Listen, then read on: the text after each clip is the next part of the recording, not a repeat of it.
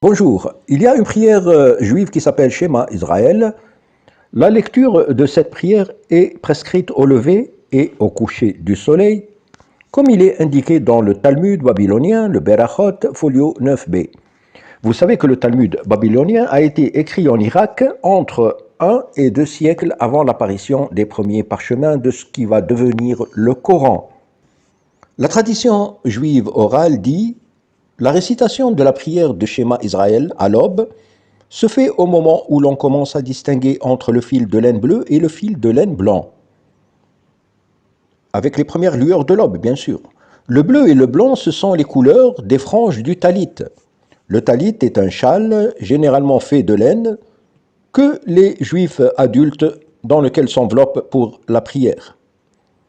C'est une astuce des rabbins pour fixer la levée du jour par la distinction entre les couleurs des deux fils du châle qu'ils portaient pour prier.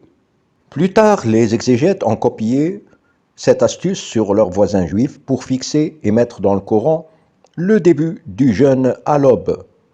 Mais pour se différencier des juifs, le fil bleu a été remplacé par le fil noir, comme dans la sourate 2, Al-Baqarah, la vache, le verset 187, qui dit « Mangez et buvez jusqu'à ce que se distingue pour vous le fil blanc du fil noir à l'aube, puis accomplissez le jeûne jusqu'à la nuit ».